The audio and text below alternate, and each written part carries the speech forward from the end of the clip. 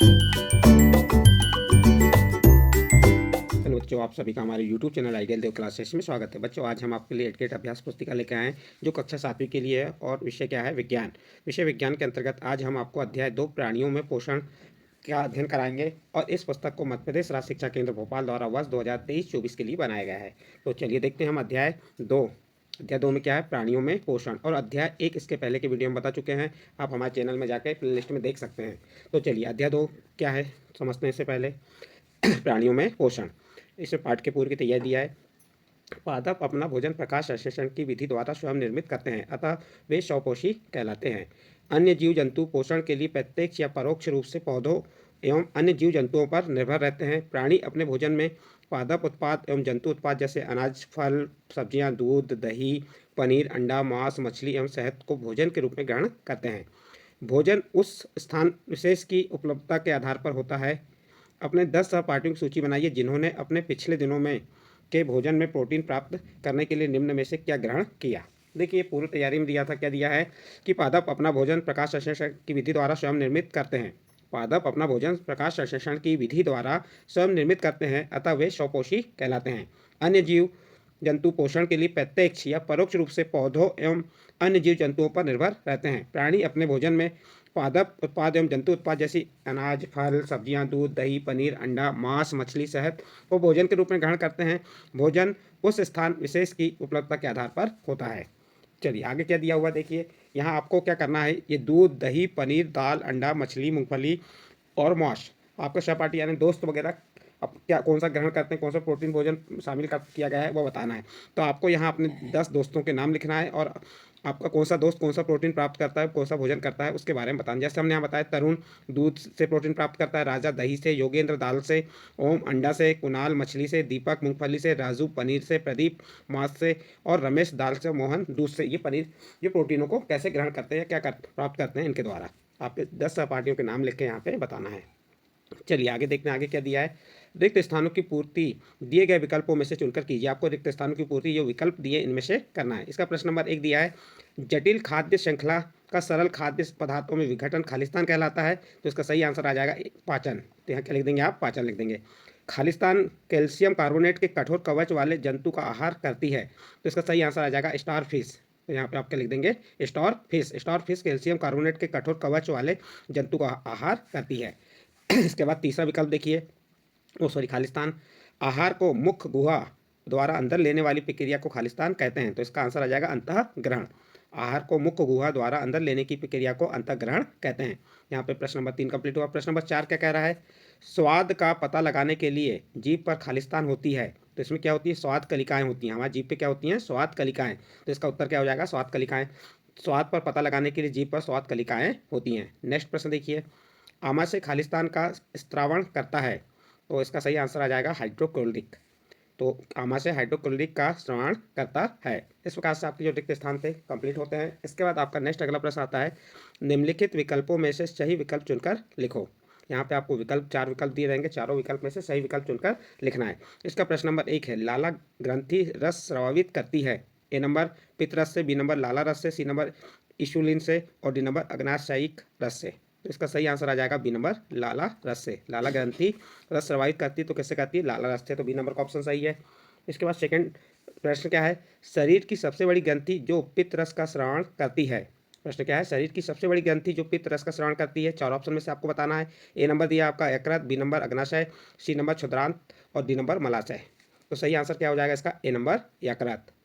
Next question देखिए, question number 3 है, क्षुद्रांत की आंतरिक भित्ति पर अंगुलियों के समान रचनाएं कहलाती हैं। ए नंबर दीर्घरोम, बी नंबर अग्नाशय, सी नंबर लाला ग्रंथि और डी नंबर आमाशय। तो इसका सही आंसर आ जाएगा ए नंबर दीर्घरोम। नेक्स्ट अगला प्रश्न देखते हैं, प्रश्न नंबर 4। प्रश्न नंबर 4 क्या कह रहा है, मनुष्य के भोजन में सेलुलोज का पाचन नहीं होता क्योंकि। यहाँ 4 ऑप्शन दिए, 4 ऑप्शन में सही आंसर बताना है। ए नंबर मनुष्य सेलुलोज युक्त भोजन ग्रहण नहीं करते, बी नंबर मनुष्य के पाचन तंत्र में सेलुलोज के पचने वाले सूक्ष्मजीव नहीं पाए जाते, सी नंबर दोनों कथन सही हैं और डी नंबर दोनों कथन सही नहीं है। तो यहाँ पे यदि ये 2 ऑप्शन में से लिया जाए तो सबसे सही आंसर कहा जाए तो बी नंबर है। इसमें ए नंबर भी होता है लेकिन इसमें बी नंबर को ज़्यादा महत्व दिया गया है, इसलिए हमने बी लिख दिए हैं। इसका सी नंबर का ऑप्शन भी सही हो सकता है, तो इसलिए लेकिन यहाँ पे हमने क्या दिए? B number. तो इसका बी नंबर का ऑप्शन सही होगा। नेक्स्ट क्वेश्चन है, चीरने एवं फाड़ने वाले दांत कहलाते हैं। ए नंबर चवड़क, बी नंबर रत्नक, सी नंबर कृतंक और डी नंबर तीनों विकल्प सही है। तो इसका सही आंसर आ जाएगा बी नंबर। नेक्स्ट क्वेश्चन देखिए क्या है, अति लघु उत्तरीय प्रश्न है। प्रश्न नंबर 1, पित्तरस कहाँ एकत्रित रहता है? तो आप उत्तर बता देंगे। पित्तरस पित्ताशय में एकत्रित रहता है। इस प्रकार से आपका प्रश्न नंबर 1 कंप्लीट होता है। प्रश्न नंबर 2 क्या है, सामान्यतः मनुष्य में क्षुद्रांत की लंबाई कितनी होती है? तो आप उत्तर बताएंगे। सामान्यतः मनुष्य में क्षुद्रांत की लंबाई 7.5 मीटर होती है। आपका प्रश्न नंबर 2 कंप्लीट होता है। इसके बाद नेक्स्ट प्रश्न आता है प्रश्न नंबर 3। प्रश्न नंबर 3 में क्या कह रहा है, मानव पोषण की विभिन्न चरणों की को सही क्रम में क्रमबद्ध कीजिए। मानव पोषण के विभिन्न चरणों को सही क्रम में क्रमबद्ध कीजिए। यहाँ पे 1 2 3 4 5 एक क्रम दिए, इनको सही क्रम में जमा के आपको बताना है। जैसे 1 नंबर यहाँ पाचन दिया, 2 नंबर में अंतग्रहण दिया, 3 नंबर में अवशोषण, 4 नंबर में निष्कासन और 5 नंबर में स्वांगीकरण। ये सही क्रम में जमे नहीं है, आपको इसको क्या करना है, सही क्रम में जमाना है। तो सही क्रम क्या होगा, देखिए मानव पोषक के चरणों का सही क्रम नंबर 1 पे आएगा अंतग्रहण, नंबर 2 में पाचन, नंबर 3 में अवशोषण, नंबर 4 में स्वांगीकरण और नंबर 5 में निष्कासन आएगा। तो इस प्रकार से आप इसे क्या कर सकते हैं, क्रमबद्ध कर सकते हैं। नेक्स्ट क्वेश्चन देखिए, क्वेश्चन नंबर 5, पित्त कहाँ निर्मित होता है? यह भोजन के किस घटक के पाचन में सहायता करता है? तो उत्तर देखिए इसका, पित्त रस यकृत में निर्मित होता है। पित्त रस कहाँ निर्मित होता है? यकृत में निर्मित होता है। यह भोजन के घटक वसा के पाचन में सहायता करता है। इस प्रकार से बच्चों आपको प्रश्न नंबर 4 यहाँ पे कंप्लीट होता है। नेक्स्ट अगला प्रश्न देखते हैं, प्रश्न नंबर 5 क्या है। प्रश्न नंबर 5 आपका, विभिन्न प्रकारों के दांतों के नाम एवं कार्य बताइए। तो देखिए दांतों के नाम क्या हो गए, कृदंक, रत्नक, चवणक और चरणक। तो ये आपके क्या हो गए दांतों के नाम, और ये भोजन को चबाने में इनका कार्य किया जाता है, काटने में किया जाता है। तो लिख देंगे आप इनके कार्यों क्या हैं। इसके बाद प्रश्न नंबर 6, शरीर की सबसे बड़ी ग्रंथि का नाम बताइए। इनमें कौन सा रस स्रावित होता है तथा किस घटक के पाचन में सहायक हैं? देखिए इसका उत्तर, यकृत शरीर की सबसे बड़ी ग्रंथि है। यकृत क्या है, शरीर की सबसे बड़ी ग्रंथि है। इसमें पित्तरस स्रावित होता है जो वसा का पाचन करता है। इस प्रकार से आपका प्रश्न नंबर 6 भी यहाँ पे कंप्लीट होता है। नेक्स्ट अगला प्रश्न आता है प्रश्न नंबर 7, उस कार्बोहाइड्रेट का नाम लिखिए जिसका पाचन रूमिनेट यानी जुगाली करने वाले जानवर द्वारा किया जाता है परंतु मानव द्वारा नहीं, इसका कारण बताइए। चलिए इसका उत्तर देखते हैं। उस कार्बोहाइड्रेट का नाम सेलुलोज है जिसका पाचन रूमिनेट यानी जुगाली करने वाले जानवर द्वारा किया जाता है परंतु मानव द्वारा नहीं।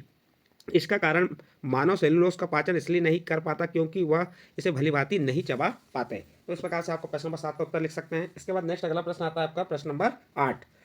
प्रश्न नंबर 8 क्या है, दीर्घ रोम क्या है, यह कहाँ पाए जाते हैं? यह कहाँ पाए जाते हैं एवं इनके कार्य लिखिए। तो उत्तर देखिए, क्षुद्रांश की आंतरिक भित्ति पर अंगुली के समान पाई जाने वाली उभरी हुई संरचना दीर्घ रोम कहलाती है। यह क्षुद्रांश की आंतरिक भित्ति पर पाई जाती है। दीर्घ रोम पचे हुए भोजन के अवशोषण के लिए तल क्षेत्र बढ़ा देते हैं। इनका कार्य क्या होगा, दीर्घ रोम पचे हुए भोजन के अवशोषण के लिए तल क्षेत्र बढ़ा देते हैं। इस प्रकार से आपका प्रश्न नंबर 8 कंप्लीट होता है। इसका नेक्स्ट अगला प्रश्न आता है आपका प्रश्न नंबर 9, घास खाने वाले जंतुओं में पाचन क्रिया लिखिए। जो घास खाने वाले जंतुओं की पाचन क्रिया लिखना है। तो देखिए इसका उत्तर, घास खाने वाले जंतु पहले शीघ्रता से भोजन को निगलकर अपनी रोमेन में जमा कर लेते हैं, फिर धीरे धीरे छोटे छोटे पिंडकों या टुकड़ों में अपने मुख में वापस लाकर जुगाली करके इसको पचाते हैं। इनके रुमेन में सेलुलोज का पाचन करने वाले जीवाणु पाए जाते हैं। तो इस प्रकार से आप प्रश्न नंबर 9 का उत्तर लिख सकते हैं। इसके बाद आपका प्रश्न नंबर 10 आएगा। ये दीर्घ उत्तरीय प्रश्न है। प्रश्न नंबर 10 क्या कह रहा है, मानव पाचन तंत्र का नामांकित चित्र बनाइए एवं उनके मुख्य भागों के नाम लिखिए। देखिए आप इस प्रकार से मानव पाचन तंत्र का चित्र बना देंगे। इसमें क्या क्या है, उनके मुख्य भागों के नाम देखिए। ये क्या है, आपकी गैसिका है। यहाँ से स्टार्ट करते हैं। ये मुख्य गोहिका है। ये क्या है, लाल ग्रंथि है। यहाँ पे गैसिका है। ये यकृत है, पित्ताशय है, ये आमाशय है, ये अग्नाशय है, ये यहाँ पे क्षुद्रांश होते हैं, यहाँ वृद्धांत होते हैं और यहाँ पे मलाशय और गुदा। तो इस प्रकार से आप चित्र बनाकर उनके नाम लिख सकते हैं। जैसे मुख्य भाग के नाम लिखे बताया आपने। नंबर 1 मुख्य कोहिका, नंबर 2 ग्रास नली या ग्रसिका, नंबर 3 आमाशय, नंबर 4 छोटी आंत, नंबर 5 बड़ी आंत और नंबर 6 मलद्वार। इस प्रकार उसके मुख्य भाग के नाम भी हमने आपको लिख के बता दिए। यहाँ पे आपका प्रश्न नंबर 10 कंप्लीट होता है। इसके बाद आपका प्रश्न नंबर 11 आता है। प्रश्न नंबर 11 में क्या दिया हुआ है, देखिए प्रश्न नंबर 11 को, इसका अ नंबर, अमीबा में भोजन एवं पाचन को चित्र बनाकर लिखिए। तो ये अमीबा का चित्र हो जाएगा। इसका ये केंद्रक है, ये पादाप है, ये खाद्य कणिका है यहाँ जिसे अंतर्ग्रहण कहते हैं, ये खाद्य धानियाँ है और बहिक्षेपित अपशिष्ट है ये। तो अब देखिए यहाँ पे अमीबा का हम चित्र बना के आपको बता दिए। अब इसका अमीबा में भोजन और पाचन कैसे होता है वो बता रहे हैं। अमीबा एक सूक्ष्म जीवों का आहार करता है। अमीबा क्या करता है, कुछ सूक्ष्म जीवों का आहार करता है। जब इसे भोजन का आभास होता है तो यह खाद्य कण के चारों ओर पादाप विकसित करके उसे निगल लेता है। खाद्य पदार्थ उसकी खाद्यधानी इसमें फंस जाते हैं। खाद्यधानी में ही पाचक रस स्रावित होते हैं। ये खाद्य पदार्थ पर क्रिया करके उन्हें सरल पदार्थों में बदल देता है। यहाँ पे क्या आ जाएगा, पदार्थों में बदल देते हैं। बचा हुआ खाद्य धीरे धीरे अवशोषित हो जाता है और अवशोषित पदार्थ अमीबा की वृद्धि रख रखाव एवं गुणन के लिए उपयोग किए जाते हैं। तो इस प्रकार से आपका प्रश्न नंबर 11 का अकम्प्लीट होता है। इसके बाद ब नंबर क्या कह रहा है, निम्न पाचन संबंधी क्रियाओं को संक्षेप में लिखिए। Number 1 अंतःग्रहण, number 2 स्वांगीकरण। अंतःग्रहण क्या है, आहार को शरीर के अंदर लेने की क्रिया अंतःग्रहण कहलाती है। और स्वांगीकरण अवशोषित पदार्थों को रूपांतरण रुधिर वाहिकाओं द्वारा शरीर के विभिन्न भागों तक होता है, जहां उनका उपयोग जटिल पदार्थों को बनाने में किया जाता है। इस प्रक्रम को स्वांगीकरण कहते हैं। क्या कहते हैं, स्वांगीकरण कहते हैं।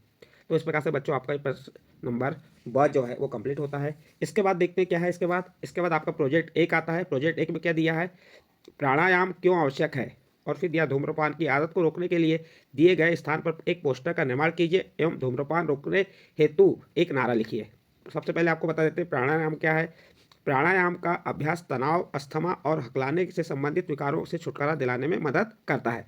तो हमने आपको क्या बता दिए, प्राणायाम बता दिए। इसके बाद आपको धूम्रपान की आदत रोकने के लिए दिए गए पोस्टर, एक पोस्टर यहाँ चिपका है और उसका नारा क्या है, जिसे धूम्रपान से हो जाए प्यार उसकी ज़िंदगी हो जाए बेकार। ये क्या दे दिए, उसका एक हमने नारा दे दिए। तो ये आपका प्रश्न नंबर 1 का जो प्रोजेक्ट 1 का प्रश्न नंबर 1 कंप्लीट होता है।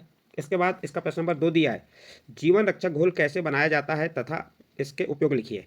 तो जीवन रक्षक घोल क्या होता है, ORS होता है। और वो कैसे बनाया जाता है, 1 गिलास बनाने की विधि बता रहा है। 1 गिलास पानी में 1 चम्मच चीनी तथा 1 चुटकी नमक मिलाकर जीवन रक्षक घोल बनाया जाता है। इसके उपयोग बार बार उल्टी दस्त होने पर इस घोल का उपयोग किया जाता है, नंबर 1। नंबर 2 शरीर में कमजोरी आने पर इस घोल का उपयोग किया जाता है। नंबर 3 ब्लड प्रेशर कम करने पर इस घोल का उपयोग किया जाता है। ब्लड प्रेशर कम करने के लिए, यहाँ पे लिख देंगे आप, के लिए,